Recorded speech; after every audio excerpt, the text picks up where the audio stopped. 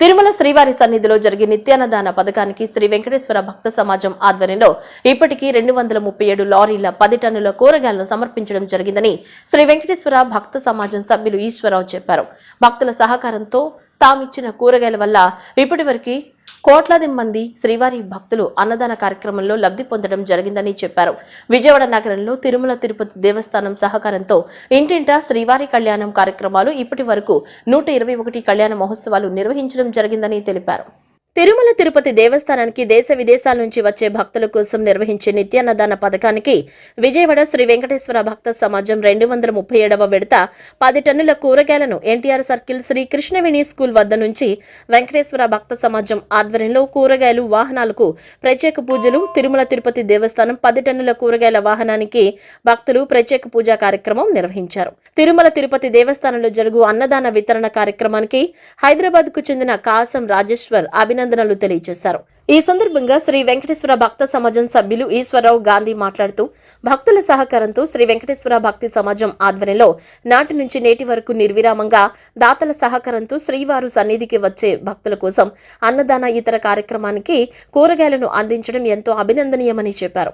దాతల స్ఫూర్తితో మరింత మంది దాతలు ముందుకు వచ్చి పవిత్రమైన పుణ్యక్షేత్రాలలో స్వామివారి దర్శనానికి వచ్చే భక్తుల అన్నదాన కార్యక్రమానికి కూరగాయల వితరణ కార్యక్రమంలో భాగస్వామ్యం కావాలని కోరారు. ఇప్పటికీ శ్రీ భక్త సమాజం ఆధ్వర్యంలో నగరంలో 121 కళ్యాణ వేడుకలు నిర్వహించడం జరిగిందన్నారు.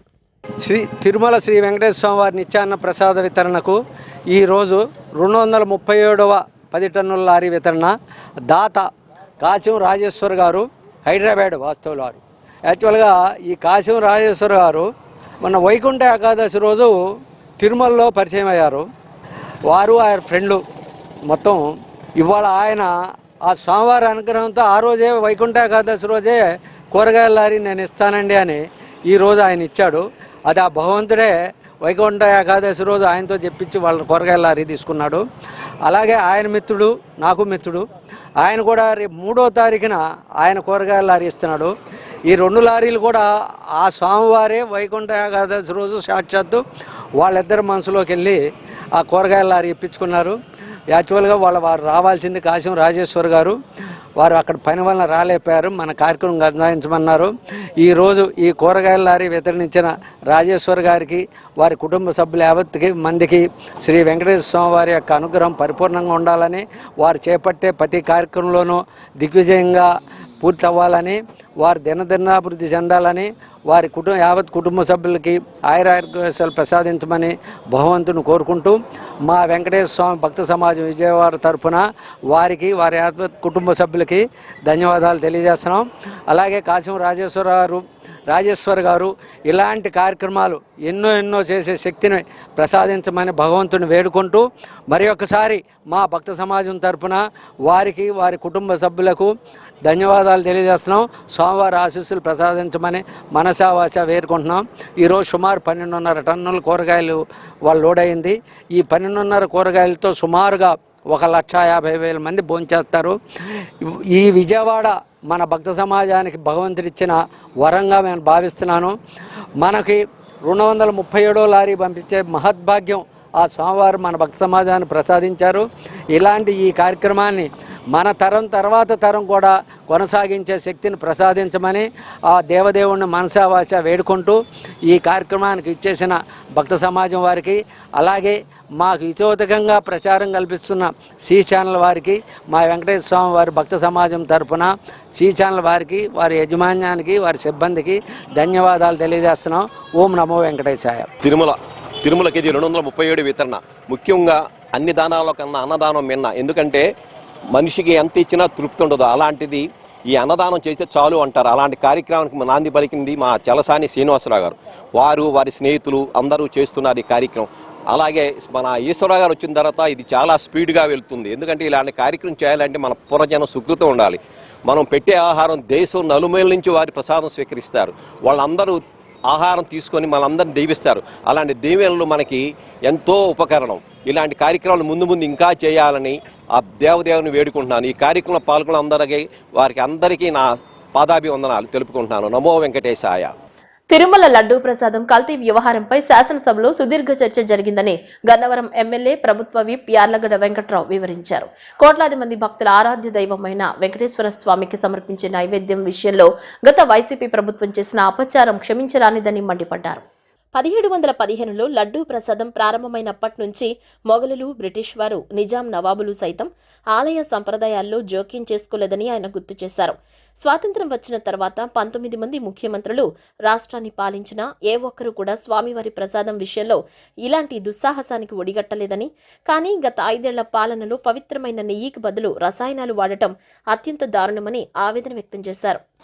అన్ని అవకాశాలు మూసుకుపోతున్నప్పుడు, ఇబ్బందులు ఎక్కువైనప్పుడు ఆ కలియుగ దైవం వెంకటేశ్వర స్వామిని తలుచుకునే పరిస్థితి. మండు టెండలో ఉన్న చెప్పులు లేకుండా తిరుమల కొండకి నడిచెళ్లే వేలాది మంది భక్తులు, అలాగే రోడ్ల మీద డబ్బులు ఉన్నాడు లేనాడని కాకుండా జోగడుగుతా ఏడూళ్ళలో జోగడుగుతా మండు టెండర్లో కాళ్ళు కాలుతున్నా కూడా 7 గ్రామాల చుట్టూ జోగడిగి తిరుమల వెంకటేశ్వరం దర్శించుకునే భక్తుల విషయంలో కానీ, అలాగే భక్తుల మనోభావాలు దెబ్బతిన్నాయని అందరూ భావిస్తున్నారు. అలాగే దీనికన్నా ముందు సాక్షాత్తు కలియుగ దైవం వెంకటేశ్వర స్వామి ఆయనకు కూడా అదే నైవేద్యం పెట్టడం మహాదారుణం. ఎందుకంటే భక్తుల మనోభావాలు దెబ్బతింటం ఒక అంశం అయితే, సాక్షాత్తు దేవుడికి నైవేద్యం పెట్టిన తర్వాతే ఆ లడ్డూలు ఇచ్చే పరిస్థితి.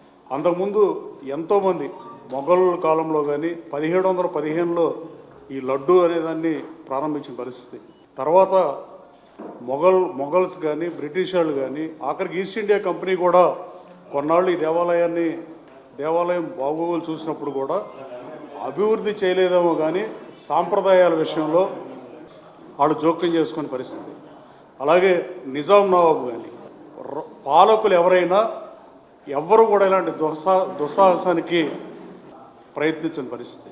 అలాగే మొఘల్ దగ్గర నుంచి, బ్రిటిష్ వాళ్ళ దగ్గర నుంచి ఎవరూ చేయకపోయినా గత 320 సంవత్సరాలుగా లడ్డూ ప్రసాద్ని 19 మంది ఈ రాష్ట్రాన్ని ముఖ్యమంత్రులుగా పరిపాలిస్తే ఏ ముఖ్యమంత్రి హయాంలో కూడా ఇలాంటి ఆలోచన కూడా ఎవరూ చేయని పరిస్థితి. అలాగే 1933లో టీటీడీని అధికారికంగా ఏర్పాటు చేస్తారు. 1944 స్వాతంత్రానికి ముందే బ్రిటిషర్సే కొండపైకి ఫస్ట్ ఘాట్ రోడ్ నిర్మించిన పరిస్థితి. అలాగే లక్షలాది మంది భక్తులు మొక్కులు చెల్లించి హుండీలో డబ్బులు రోజు, ఇప్పుడున్న పరిస్థితి అయితే దాదాపు రోజుకు 3 కోట్ల ఆదాయం, సంవత్సరానికి 1300-1400 కోట్ల రూపాయల ఆదాయం ఉన్న దేవుడి విషయంలో బ్రిటిష్ వాళ్ళు కానీ, మొఘల్ వాళ్ళు కానీ, గోల్కొండ వాళ్ళు కానీ, నిజాం నవాబులు కానీ, ఈస్ట్ ఇండియా కంపెనీ కానీ, ఇలా ఎవరు ఈ రాష్ట్రానికి గతంలో పరిపాలించిన ఏ ముఖ్యమంత్రి కానీ, ప్రజాస్వామ్యం వచ్చిన తర్వాత కానీ ఏ ప్రజాప్రభుత్వం కూడా చేయని దుస్సాహసానికి వైసీపీ చేసిన దాంట్లో ఏమాత్రం సందేహం లేదు. ఇది రాజకీయ ఆరోపణ కాదు.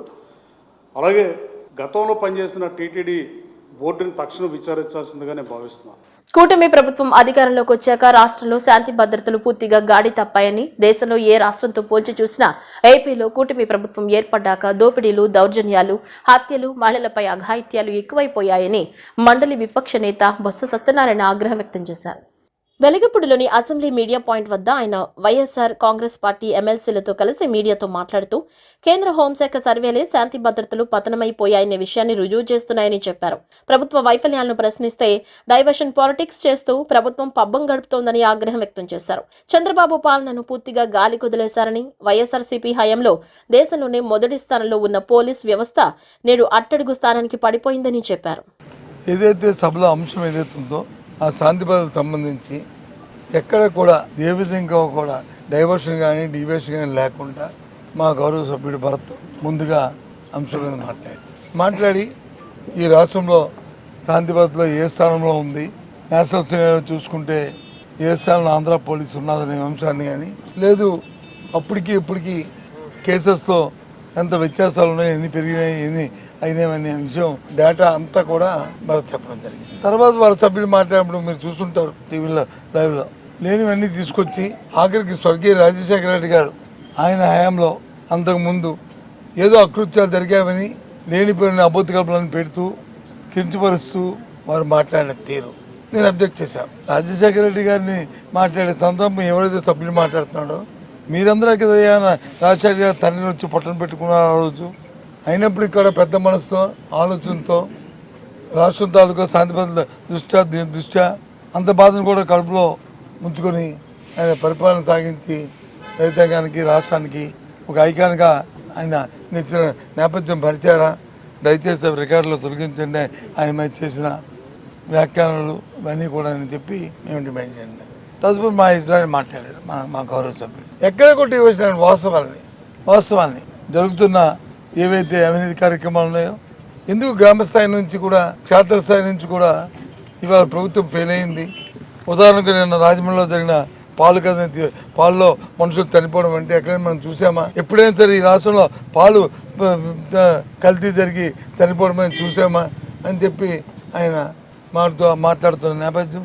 ఇవన్నీ జరగడానికి కారణం కింద నుంచి పై స్థాయి వరకు కూడా అవినీతి పెరిగిపోవడమే. ప్రజలు చెప్పుకుంటున్నారు, మరి అలాగే వాళ్ళు పెద్దలు చెప్తున్నారు. ఏమైనా అడిగితే మేము పెద్దబాబు గారికి చిన్నబాబు గారికి మేము వచ్చి ఇవ్వాలంటున్నారు. మరి ఇలాంటివి ఎక్కడో మరి పెద్దబాబు ఎవరో చిన్నబాబు ఎవరో మరి ఏ రకంగా ఈ అవినీతి జరుగుతుందో అని అభ్యర్థులకు అభిప్రాయాన్ని వ్యక్తం. ఇదే భాష. విజయవాడ నగరాన్ని సుందరీకరణంగా తీర్చిదిద్దడమే కూటమి ప్రభుత్వ లక్ష్యమని విజయవాడ తూర్పు నియోజకవర్గం ఎమ్మెల్యే గద్దె రామ్మోహన్ స్పష్టం చేశారు. Benz circle, lorry owners association, Jyothimahal వంటి రద్దీ ప్రాంతాల దృష్ట్యా ప్రయాణికులకు సౌకర్యవంతమైన వెడల్పు రోడ్లు అవసరమని చెప్పారు. నేషనల్ హైవే అధికారులు, ఎంపీ మరియు ఇతర ఉన్నతాధికారులతో చర్చించి ప్రజలకు అనువైన నిర్ణయం తీసుకుంటామని, ప్రజా సమస్యలను దృష్టిలో ఉంచుకుని పనిచేస్తామని ఎమ్మెల్యే హామీ ఇచ్చారు.